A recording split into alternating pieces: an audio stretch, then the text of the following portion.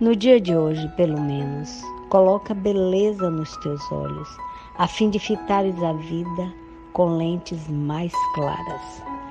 Liberta-te das impressões negativas que te acompanharam ao leito na noite passada e dispõe-te a encarar o mundo e as pessoas com uma dose de boa vontade. Notarás que o teu estado íntimo se renovará e tudo adquirirá vida agradável ao teu redor. A boa vontade em relação aos outros retorna como simpatia e camaradagem deles em relação a ti. Enfrenta o dia novo, disposto a vencer e conquistando o espaço bom que te está reservado no mundo. Mensagem do livro Vida Feliz, de Joana de Ângeles e de Valdo Franco. Prezados, prezadas, boa tarde. Estamos iniciando mais uma transmissão pela Casa da Fraternidade, Noélia Rodrigues Duarte. Hoje nós teremos a companhia, da nossa palestrante Maria Emília. Boa tarde, Emília. Seja bem-vinda. Boa tarde, Tom. Boa tarde a todos que estão conosco. Bom, para quem não conhece ainda, Maria Emília, ela é dirigente de estudos da doutrina espírita, atuando em vários setores, desde a infância, juventude e educação de médiuns. No ABC Paulista, atuou como membro da diretoria da USE. USE é a União das Sociedades Espíritas do Estado de São Paulo. Também ela é membro integrante da Casa Espírita O Semeador e palestrante espírita, e estará hoje apresentando aqui para a gente a palestra com o título Caráter da Revelação Espírita. Eu gostaria de convidar todos, dando mais uma vez uma boa tarde a quem já chegou aqui. Eu estou vendo que tem a Nanda. A Nanda é minha filha. Boa tarde, filha. Flávio, sejam bem-vindos aí. Antônio José. E eu gostaria de convidar todos para fecharmos os nossos olhos e elevando nossos pensamentos ao Mestre Jesus. Vamos rogar para que os espíritos benfeitores responsáveis por este trabalho possam estar entoando Maria Emília na sua apresentação, na sua palestra, e a todos nós que estivermos acompanhando para refletirmos sobre o tema aqui tratado e trazendo para as nossas vidas. E com a oração que o Mestre Jesus nos ensinou, nós iniciamos os nossos trabalhos desta tarde. Pai nosso que estás nos céus, santificado seja o vosso nome, venha a nós o vosso reino, seja feita a vossa vontade, assim na terra como nos céus. O pão nosso de cada dia nos dai hoje, perdoa as nossas ofensas, assim como nós perdoamos aqueles que nos têm ofendido. Não nos deixes cair em novas tentações, livra-nos de todo mal, Pai, que assim seja. Emília, fique à vontade. A Casa da Fraternidade é sua. Na hora que você quiser que a gente coloque o slide, basta avisar. Tá, bom. Vou só fazer aqui o meu olá de novo para todo mundo, mas principalmente agradecendo ao nosso Deus e a Jesus pela oportunidade da gente estar juntos novamente e poder contribuir com um pouco do estudo que a gente realiza. Sem Jesus, sem Deus, a gente não segue adiante. E uma boa tarde para todos aqueles que estão nos acompanhando online e para quem vai assistir posteriormente. Se você quiser colocar o slide, Tom, a gente já começa a falar do tema, a qual a gente foi convidado a fazer essa reflexão. Caráter da doutrina espírita. O que será que é isso, Quando a gente fala assim, caráter do fulano, caráter do ciclano, como é que é o caráter de tal indivíduo? A gente está falando das qualidades dele, da qualidade da ética, a qualidade da moral, da veracidade, das palavras, O que tem aquele sujeito? Qual é o caráter dele? Falando de caráter de doutrina espírita, nós também vamos falar da sua autenticidade, nós também vamos falar daquilo que é a verdade propagada pela doutrina. Quando Kardec iniciou a trajetória para falar a respeito disso, na verdade, quando foi porque ele faz, Allan Kardec, o nosso codificador, ele fala a respeito do caráter da doutrina espírita em 3 das 5 obras que preenchem a nossa codificação kardecista ou codificação espírita. Primeiro no Livro dos Espíritos, depois no Evangelho segundo o Espiritismo e, posteriormente, na Gênese, quando ele realmente dedica um capítulo inteiro, com muitos itens, por sinal, para falar a respeito do caráter da doutrina. E ele pergunta logo no início, ele faz algumas perguntas, e eu trouxe todas elas aqui. Essas perguntas não são minhas, são do codificador Allan Kardec, nos levando e fazendo um caminho de entendimento para chegarmos a uma conclusão, junto com ele, junto com os espíritos amigos, se a doutrina espírita tem um bom caráter, se ela tem qualidade, se ela é autêntica ou não, e até se ela é uma revelação. E ele começa perguntando: pode o espiritismo, a doutrina espírita, ser considerado uma revelação? Por que ele pergunta isso? Porque existe uma ligação muito direta com aquilo que nós chamamos de o Consolador prometido por Jesus, né? Todos nós, os espíritas, os estudiosos, aqueles que vamos adentrando cada vez mais no conjunto de informações, o conjunto doutrinário da doutrina espírita, nós passamos a entender e passamos a não ter dúvida de que realmente ela seja a terceira grande revelação, né? Pautado em tudo isso, Kardec então vai fazendo essas perguntas. Pode o espiritismo ser considerado uma revelação?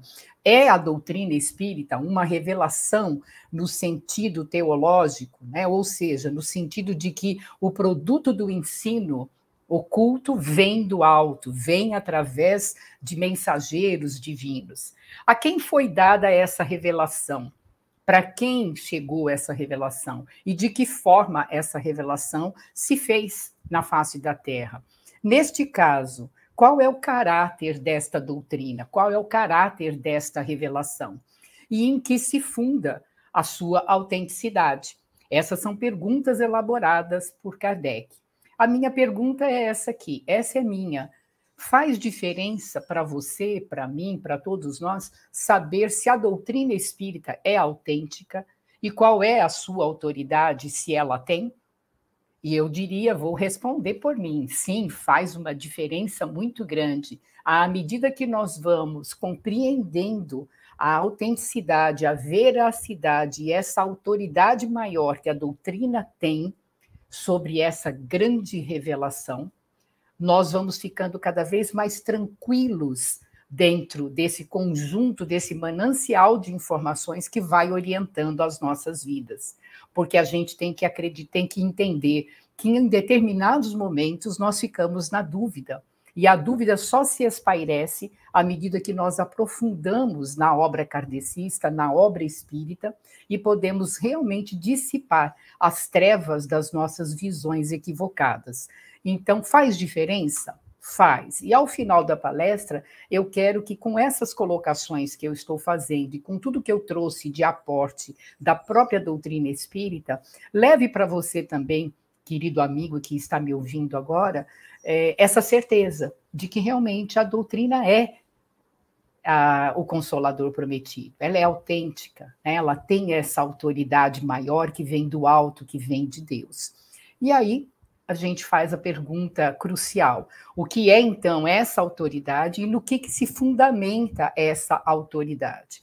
E vamos buscar exatamente nos livros de Allan Kardec, que alguns de nós mais afeiçoados, mas ainda não aprofundados nos estudos, desconhecem. Então, no primeiro livro que Kardec traz estas questões que vão revelando pouco a pouco e vão concretizando pouco a pouco essa questão do caráter e da qualidade da doutrina espírita, no livro dos Espíritos, Introdução, item 4, numa parte que se tem lá manifestações inteligentes, porque na introdução do livro dos Espíritos existem vários itens que vão num crescente de leitura, nos levando a esta compreensão e as outras compreensões que abraçam todo esse conhecimento. Mas nós extraímos só um tanto desse trecho, até para não ficar muito pesada a nossa conversa, mas também para te estimular a procurar o texto inteiro. E nesse capítulo, nesse item, na introdução, Kardec coloca o seguinte: se os fenômenos das mesas girantes, né, das quais ele se ocupava na época, se restringissem apenas ao movimento de objetos, se o fenômeno fosse só o das mesas girantes, rodando para cima e para baixo, para a esquerda, para a direita, teriam esses mesmos fenômenos permanecido no domínio das ciências físicas. Mas não aconteceu assim. Estes fenômenos estavam destinados a nos colocar na ciência que vai revelar os fatos de uma ordem estranha. Havia por detrás daquele movimento a intervenção de uma causa inteligente. Então, já não é só uma questão física, mas tem essa parte inteligente, uma força inteligente. Se essa potência existe, o que é ela, afinal de contas? Qual é a sua natureza? Qual é a origem dessa força? Ela é superior à humanidade? Questionamentos de Allan Kardec. A justeza de todas as respostas, a veracidade, a rapidez, a maneira como cada resposta e a sua correspondência com a pergunta efetuada provocavam admiração. Então, o ser misterioso, a força misteriosa que assim respondia quando era interpelado sobre a sua natureza, declarou que era um espírito ou era um gênio. Então, Kardec começa a perguntar: quem é você que está respondendo? Ou força? É força diabólica? É força? Que força é essa? Quem é você? E os espíritos responderam: somos espíritos. Olha só, ele era um espírito, um gênio. Deu o seu próprio nome e forneceu diversas informações a seu respeito. E não foi uma vez, nem duas, nem três, foram milhares de vezes que isso se repetiu com espíritos diferentes, cujos nomes eram diferentes, cujas informações oferecidas também eram diferentes. Esta é uma circunstância muito importante a notar. E começa aqui já a justificativa, a compreensão que Kardec quer nos levar para dizer da autenticidade, da veracidade dessa doutrina, desse seu caráter divino, profundo, como uma grande revelação que se faz num tempo adequado. Ninguém havia, nem mesmo Allan Kardec, o estudioso professor Hippolyte Denisard Rivail, havia pensado nos espíritos como sendo o meio de explicar aquele fenômeno. Foi o próprio fenômeno, ou seja, o próprio espírito se manifestando através de uma mesa girando ou uma prancheta respondendo perguntas, colhendo as letras de um alfabeto, que revelou essa palavra espírito. E, na continuidade, no terceiro livro, o Evangelho segundo o Espiritismo, também na introdução, item 2, nós vamos encontrar Kardec já falando da autoridade da doutrina, já deixando até mais clara essa ideia do caráter divino dessa doutrina. Deus quis que a nova revelação chegasse aos homens por uma via muito mais rápida e mais autêntica. Por isso ele encarregou os espíritos de irem levá-la de um polo ao outro.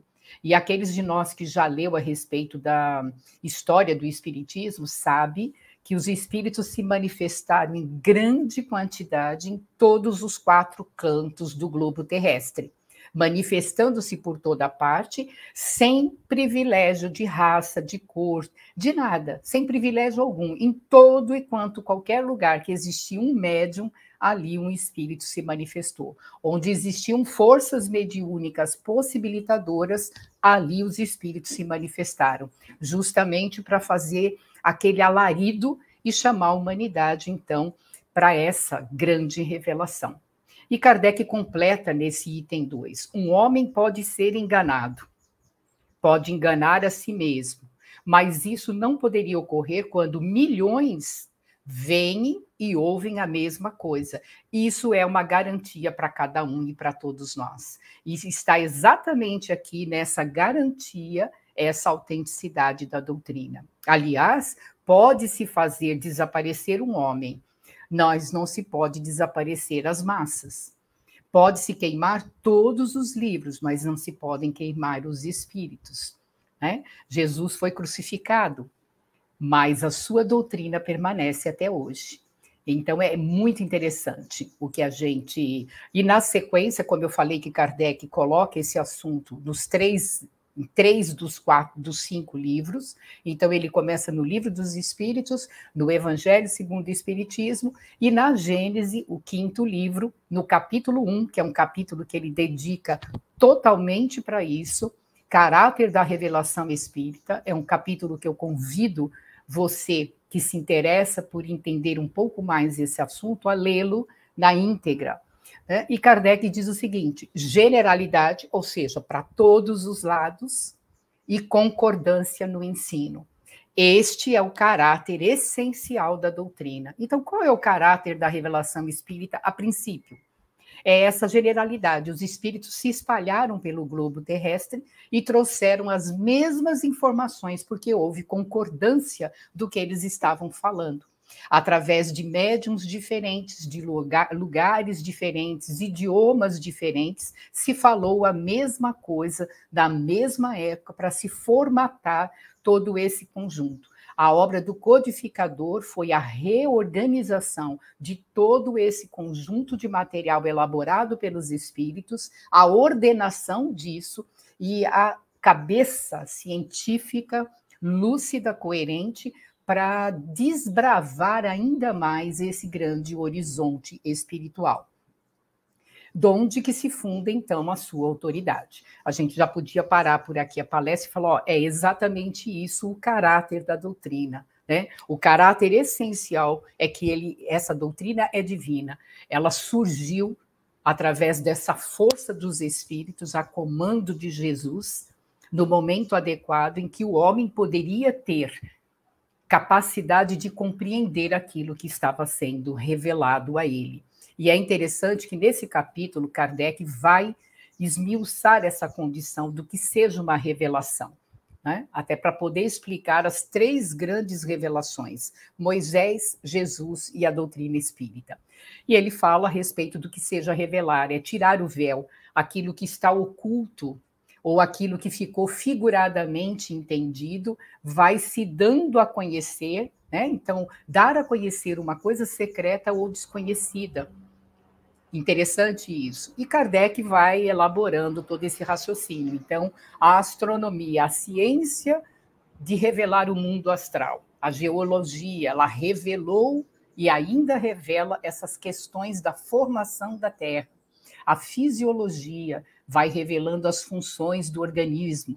A química, as leis das afinidades, as leis dos produtos que se unem ou não se unem, gerando novos elementos, né? A lei dos elementos. E a doutrina espírita revela o mundo espiritual. Se nós fôssemos fazer essa mesma reflexão em cima das 2 anteriores revelações, que é Moisés e Jesus, né?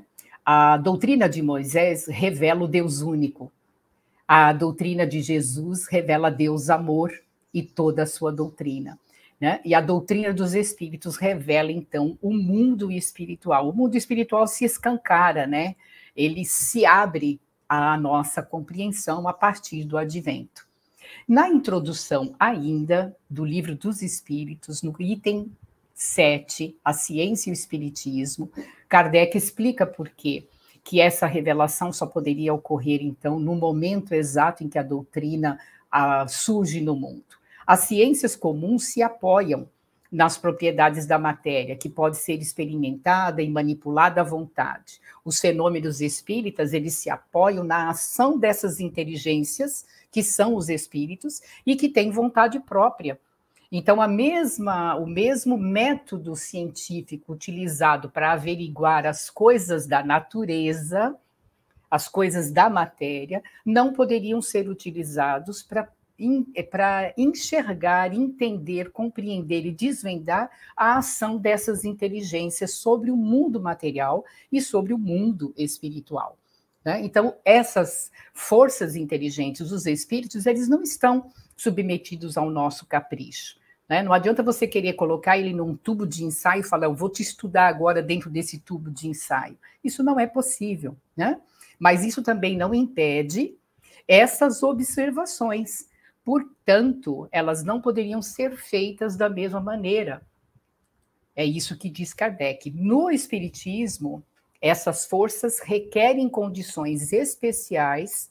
A ciência espírita, ela elabora condições especiais, todo um roteiro e uma maneira de encarar. Tá? Querer sujeitar os espíritos aos processos ordinários de investigação seria estabelecer analogia que não existe. A ciência propriamente dita, como ciência, ainda é incompetente para se pronunciar sobre a questão do espiritismo. Não lhe cabe ocupar-se do assunto e seu pronunciamento a respeito, qualquer que seja favorável ou não, nenhum peso teria. E é interessante que na época que nós estamos vivendo agora, a gente percebe que nos meios acadêmicos, muitos espíritas estão levando as suas teses, os seus trabalhos, os seus artigos, colocando o elemento espiritual para poder abrir ainda mais essas questões da ciência da matéria, né? Compreendendo o elemento que ficou à parte.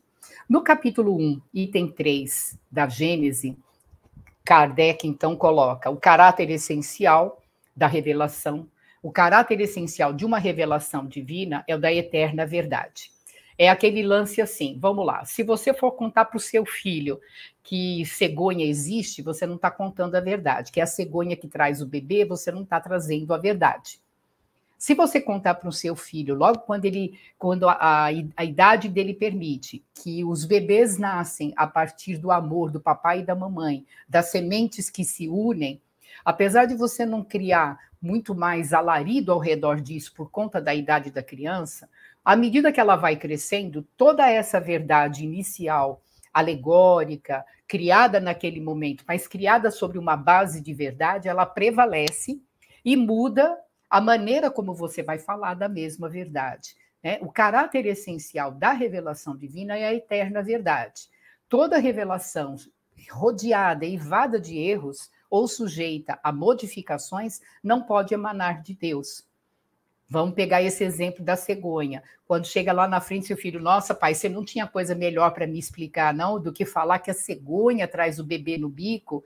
Então, você perde a credibilidade. Né? É isso que ele está dizendo de uma maneira muito mais científica. Revelar um segredo é tornar conhecido um fato.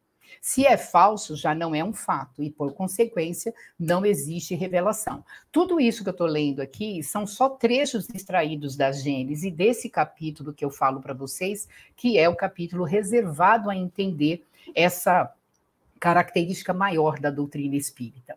Toda revelação, então, que é desmentida por fatos, deixa de o ser se ela for atribuída a Deus. E, não podendo Deus mentir, nem se enganar, ela não pode emanar dele. Então, essa revelação não emana dele. Como é que a gente sabe que esta revelação é uma revelação divina? Seguindo todas essas condições de observação. Aquilo que é real, aquilo que é verdadeiro, aquilo que é eterno e aquilo que é evolutivo, inclusive. Né? Se não for de Deus, é uma concepção humana. E a gente vai observando cada vez mais que todo o conjunto da obra espírita não é concepção humana, né? É uma concepção divina. Por isso, nós atestarmos, acreditarmos, corroborarmos todo esse estudo e falar, não, é verdade, é o grande Consolador prometido. Então, é assim, completa Kardec, que a lei do Decálogo, que é a primeira revelação, a lei de Moisés, isso para nós, todos os ocidentais, né? Tem todos os caracteres de sua origem.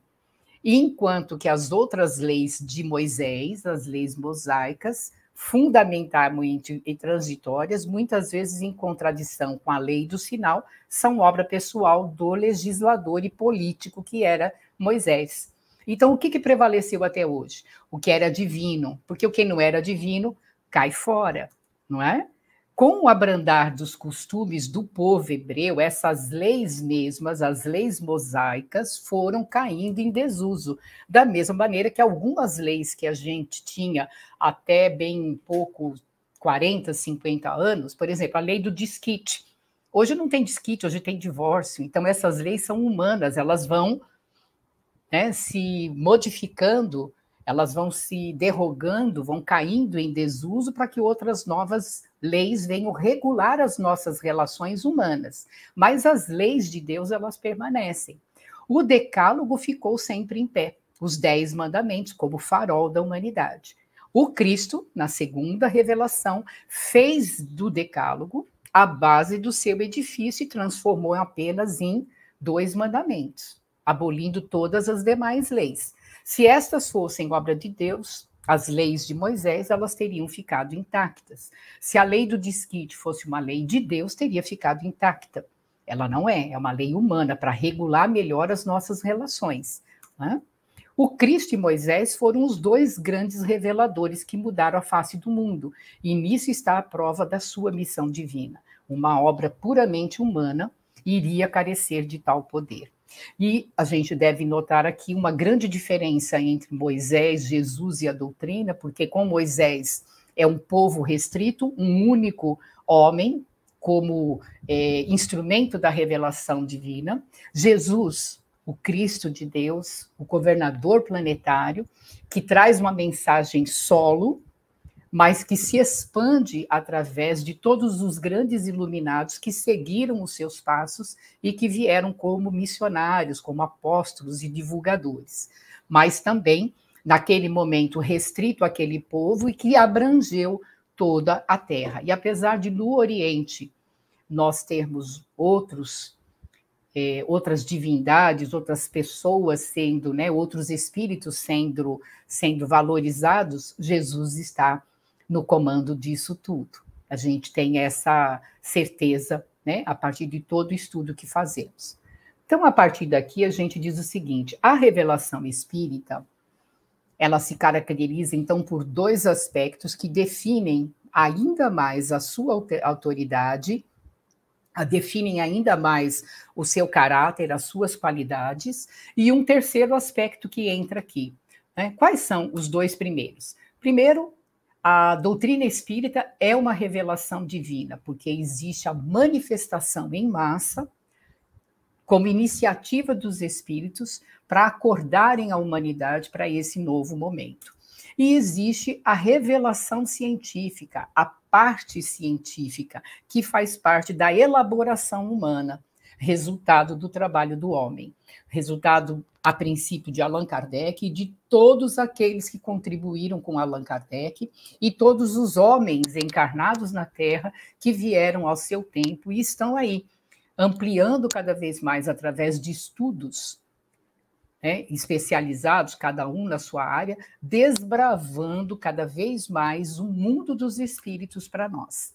E o que é esse terceiro aspecto? É o caráter evolutivo que Allan Kardec fala e que os espíritos falam a respeito da doutrina. Então, ela tem um caráter de ser divina, por um aspecto, né? São os espíritos que trazem as informações, tem o caráter da revelação científica do homem participando, elaborando junto, é um comum acordo, são os 2 lados da vida em comum acordo, iniciativa dos espíritos, resultado do trabalho e da pesquisa dos homens, e tudo isso ampliando ainda mais esse caráter evolutivo de uma doutrina que não morre, que não se apaga, que não termina, que não acaba, muito pelo contrário, ela evolui. E aí, Maria Emília, mas é você que está falando, é gente que fala? Não, no livro O Evangelho segundo o Espiritismo, na introdução, item 3, no item Autoridade da Doutrina, Kardec coloca assim: os espíritos superiores procedem nas suas revelações com uma extrema sabedoria. Os espíritos se achegam até o mundo físico e, através da mediunidade de médiuns bem preparados, trazem essas revelações de extrema sabedoria. E espíritos de todas as categorias, espíritos em débito com a consciência, espíritos de ex-suicidas, espíritos de assassinos, espíritos elevados, espíritos puros, né, superiores, eles não abordam as grandes questões da doutrina, senão gradualmente. O primeiro livro dos Espíritos, ele é dividido em 4 grandes partes, que depois, cada parte deste livro inicial se transformou no outro livro da doutrina. Então, o primeiro livro, a primeira parte, se transformou na Gênese quase depois de 10 anos. E a gente, lendo o Livro dos Espíritos e lendo a Gênese, a gente já vê esse caráter gradual, essa condição de ir oferecendo a informação de pouco em pouco, elaborando cada vez mais o conceito inicial. Toda a obra de André Luiz, toda a obra de Emmanuel também se esbarra nessa característica de ampliar o conhecimento que veio, a princípio, através do Livro dos Espíritos. À medida que a inteligência está apta a compreender verdades de uma ordem mais elevada e que as circunstâncias são propícias para a emissão de uma nova ideia.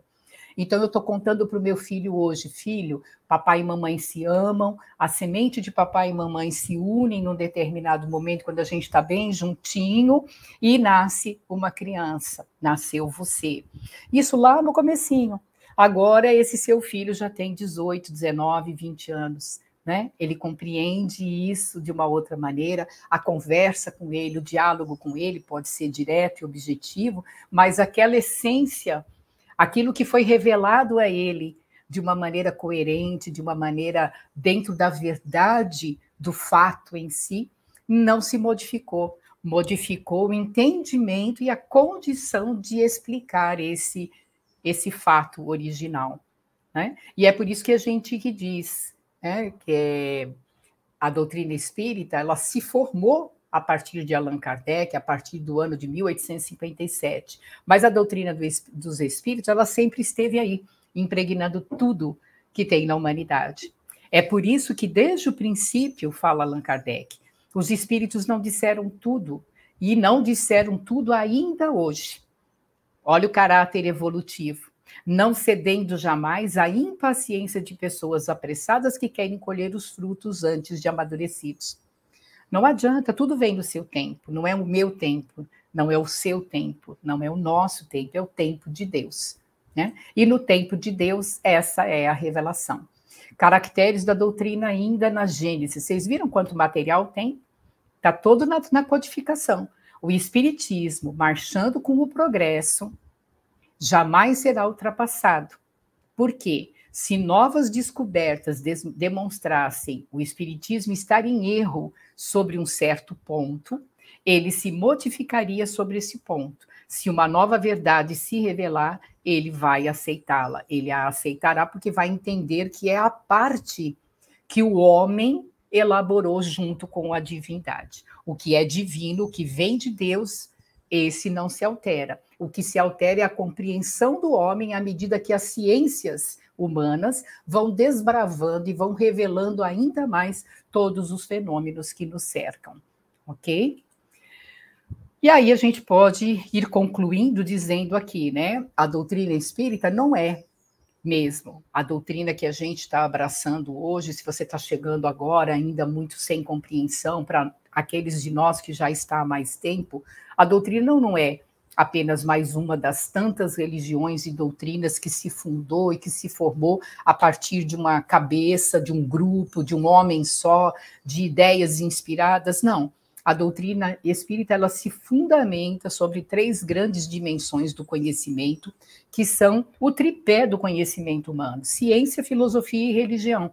É o que acompanha a compreensão do homem desde quando o homem é homem, né? E aqui a gente tem, então, ciência, a ciência que estuda os fenômenos da lei da natureza e do universo, com esse olhar do espiritual para o material, compreendendo o espírito como sendo a essência, como sendo o elemento principal, e a matéria apenas o veículo de manifestação, de evolução e crescimento para essa inteligência que vem de Deus. Filosofia é o amor à sabedoria, né? A doutrina espírita ela é toda cercada de perguntas e respostas. O Livro dos Espíritos, 1019 perguntas, 1019 respostas. No Livro dos Médiuns, muitas perguntas e muitas respostas nas dissertações, nas compreensões que Kardec traz pela sua experiência, lidando com todos os médiuns que estavam ali à sua disposição na época da formatação, da codificação. E religião, porque estuda o que há de sagrado em nós, o que há de divino em nós. Estuda Deus, a sua existência, os seus atributos e toda essa relação de Deus com os seus criados, né, com os seus filhos, e a relação dos filhos com essa divindade. Consolador prometido.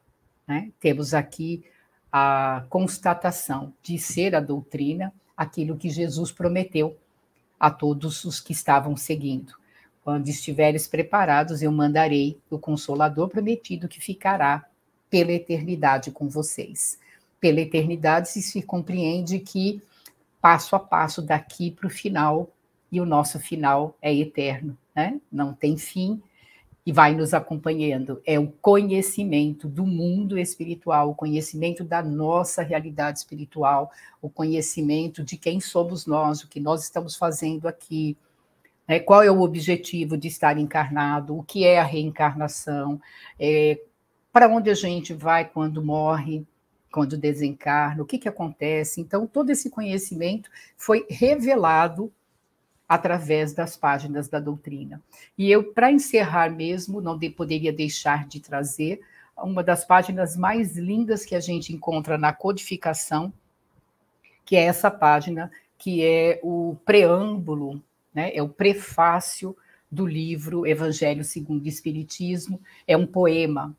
Então, o Espírito de Verdade, a Pleiade Espírito de Verdade, escreve: os Espíritos do Senhor, que são as virtudes dos céus, como um imenso exército que se movimenta desde que dele recebeu o comando, espalham-se sobre toda a superfície da terra, semelhantes a estrelas cadentes, vêm iluminar o caminho e abrir os olhos aos cegos, vêm revelar a verdade. Eu vos digo em verdade, são chegados tempos em que todas as coisas devem ser restabelecidas no seu sentido verdadeiro, para dissipar as trevas, confundir os orgulhosos e glorificar os justos. É um poema para a nossa alma. As grandes vozes do céu ressoam como o som da trombeta e os coros dos anjos se reúnem. Homens, nós vos convidamos ao concerto divino, que vossas mãos tomem a lira, que vossas vozes se unam e que num hino sagrado se estendam e vibrem de uma extremidade à outra do universo. Homens, irmãos a quem amamos, estamos juntos de vós. Amai-vos também uns aos outros e dizei do fundo do vosso coração, fazendo as vontades do Pai que está no céu: Senhor, Senhor, e podereis entrar no reino dos céus. Eu vou baixar aqui, encerrar a minha apresentação, me colocando à disposição. Não sei se a casa permite, se há colocações ou não, senão só agradeço mesmo a oportunidade de trazer o nosso estudo para uma reflexão. E um convite muito grande, né, para que as pessoas leiam verdadeiramente as obras de Allan Kardec. Nós é que agradecemos, Emília, pela sua excelente apresentação, né? Essa palestra sua, bastante técnica, né? Bom, muito. Nós temos aqui algumas pessoas que colocaram, né? Sejam bem-vindas para você. Vou colocar aqui, né? Tá, obrigada. Bem-vinda, Maria Emília. Temos aqui a Nanda. Boa tarde, Nanda. Seja bem-vinda, Maria Emília. Muito obrigada. Maria Valentina, amiga nossa. O William também, né? Tá. Boa tarde, William. Seja bem-vinda, Maria Emília, mais uma vez. Obrigada. O William já teve a oportunidade também de ser o, né, responsável pela plataforma, né? Pela doutrinária, na sua palestra. Temos aqui também... Agora, Tom, eu quero um feedback. Apesar de você ter achado muito técnica, ela foi clara, explicativa. Não, foi clara, foi excelente. Porque a gente precisa fazer esse pessoal todo conhecer verdadeiramente doutrina espírita, né? Eu gosto muito desse tipo de tema. Não é um tema evangélico, né? Mas é um tema que nos abraça muito no sentido dessa veracidade, dessa compreensão. E eu espero que tenha sido técnica mais clara para que a gente tenha passado aí o recado. Eu acho até que a Aldacira respondeu, né, a sua pergunta. Boa tarde, Aldacira. Ela colocou aqui, ó, gratidão. Gratidão. Que foi muito clara, você foi muito clara, né, em trazer essa abordagem que você fez, ela ficou assim muito fácil, muito sutil para a gente perceber uma questão técnica, né? Sim. Porque se você viesse realmente somente trazer as informações, sem o exemplo, sem a forma que você nos apresentou, aí a Dacira complementou aqui agora também, ó, ótima palestra, Deus te abençoe. É o que a gente quer, né? A gente quer, por exemplo, trazer uma coisa técnica. É muito interessante isso, porque a gente precisa estudar o trabalho de Allan Kardec na codificação. O trabalho de Allan Kardec é um trabalho primordial, importantíssimo. É exatamente esse segundo elemento da revelação.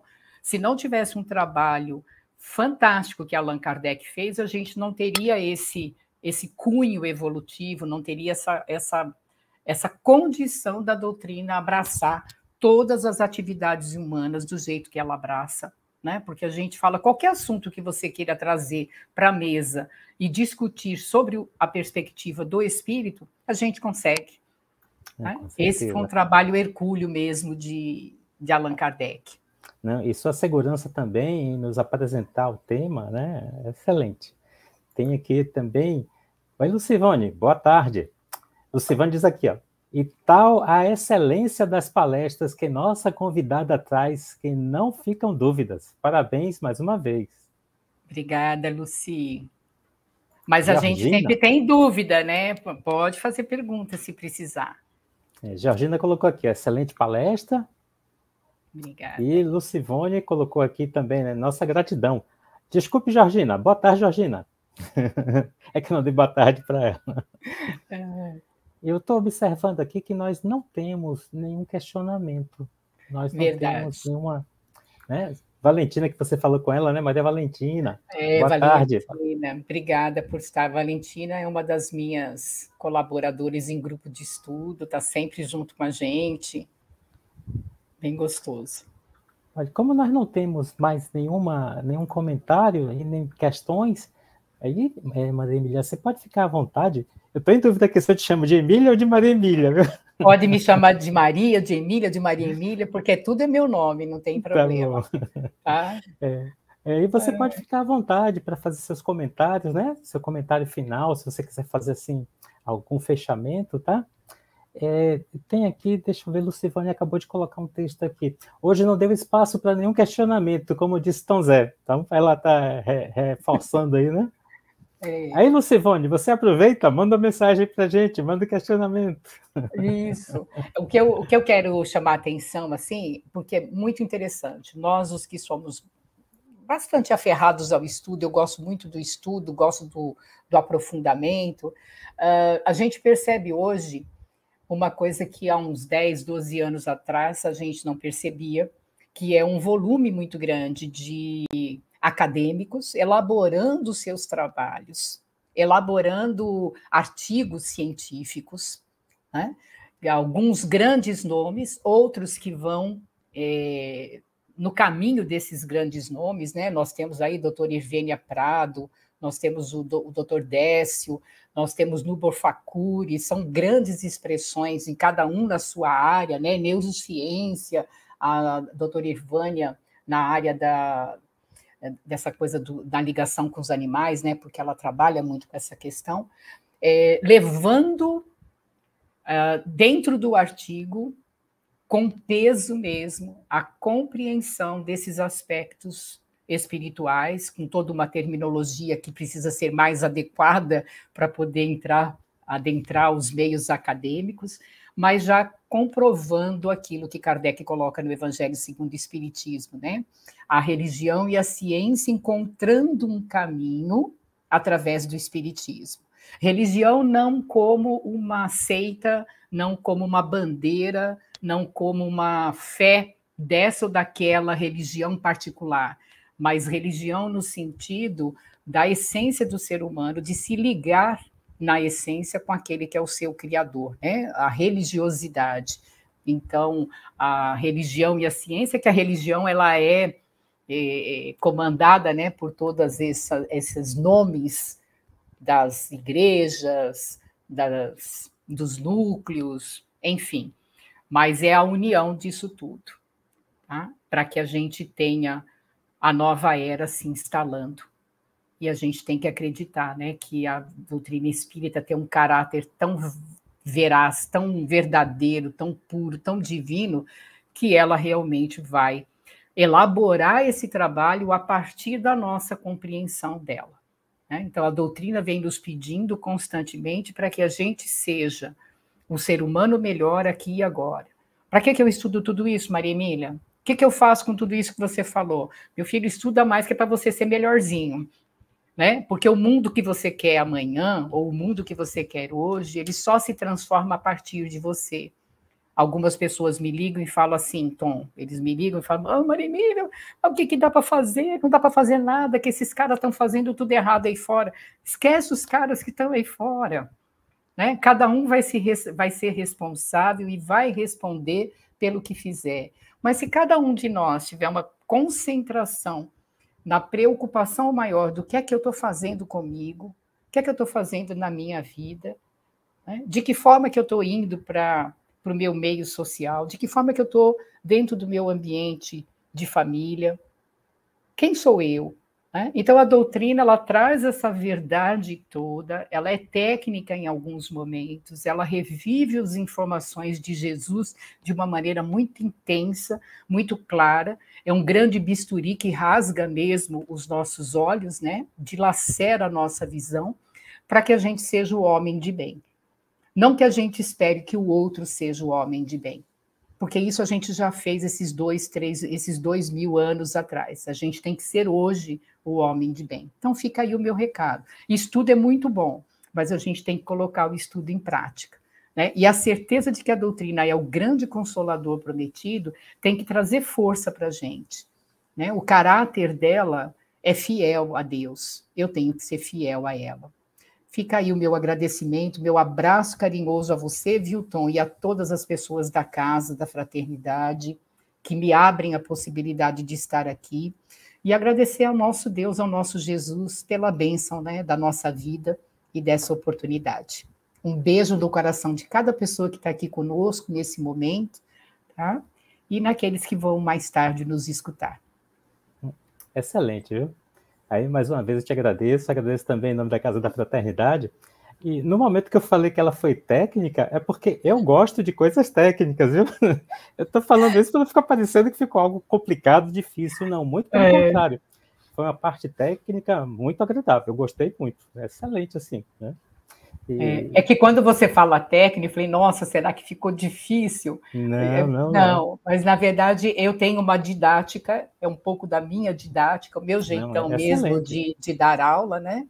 Uhum. E a ideia é sempre essa, apesar de ter assuntos que são mais difíceis, são assuntos que vão exigir uma concentração maior durante a palestra, a ideia é fazer um caminhar para que a pessoa, no final, saiba do que a gente está falando, né? Se você sair da sala hoje e falar assim, eu sei o que a Maria Emília falou, eu fiz a minha tarefa, eu cumpri a minha tarefa direitinho.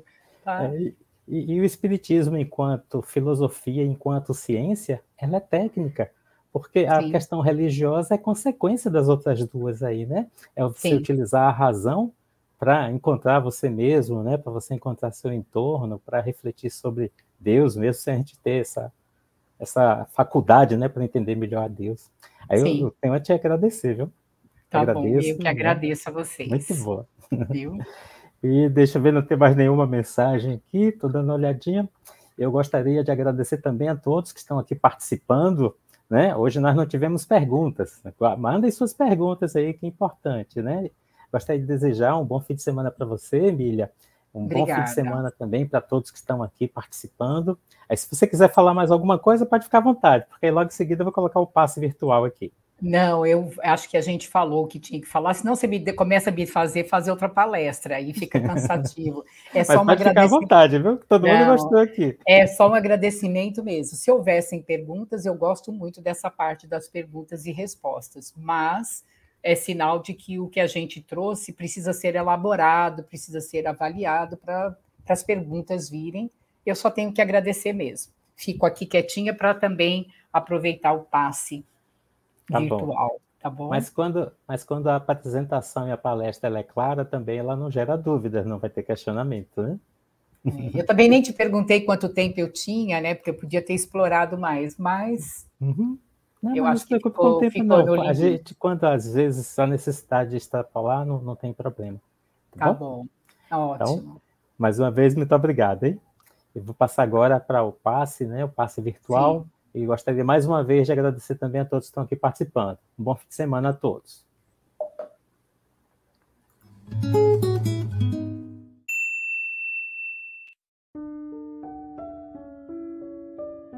Vamos nos preparar para receber a boa energia proveniente dos representantes de Jesus. Sente-se em posição confortável e com a coluna ereta e respire de forma lenta e profunda. Inspire e expire. Continue respirando assim. Disse Jesus: nenhuma das ovelhas que o Pai me confiou se perderá. Assim, mesmo vivenciando dificuldades e problemas, Ele sempre está conosco. Disse também Ele: vinde a mim, vós todos que andais em sofrimento e vos achais carregados, e eu vos aliviarei. Tomai sobre vós o meu jugo e aprendei de mim, que sou manso e humilde de coração, e achareis repouso para as vossas almas, porque o meu jugo é suave e o meu fardo é leve. Jesus cuida de cada um de nós. Agora, confiantes na presença de Jesus e seus representantes, prepare-se para receber a assistência espiritual que você necessita. Oremos a oração que Jesus nos ensinou. Pai nosso que estais no céu, santificado seja o vosso nome, venha a nós o vosso reino, seja feita a vossa vontade, assim na terra como no céu. O pão nosso de cada dia nos dai hoje, perdoai as nossas ofensas, assim como nós perdoamos a quem nos tem ofendido. E não nos deixeis cair em tentação, mas livrai-nos do mal. Que assim seja. Permaneça em silêncio, escute a música e deixe ela penetrar em seu ser. Enquanto isso, a equipe de benfeitores espirituais lhe aplica as boas energias que irão lhe fortalecer para enfrentar todas as dificuldades da sua vida. Visualize uma grande luz que se dirige para você. Ela lhe envolve desde a cabeça, passa pelo seu tronco, até lhe envolver todo o corpo. Permaneça usufruindo desta boa energia e ore em silêncio. Agradeça a Deus.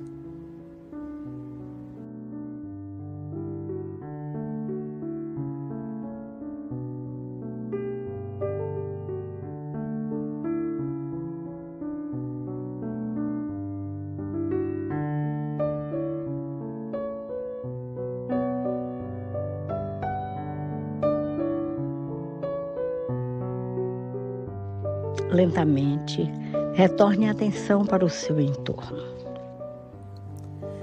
Para manter a boa energia na sua vida, ore ao acordar e sempre que se lembrar durante o dia. A oração é a nossa ligação com Deus. Leia o Evangelho todos os dias. Ao se deitar para o repouso do corpo físico, ore mais uma vez. Deus nos proteja a todos. Fiquemos em paz.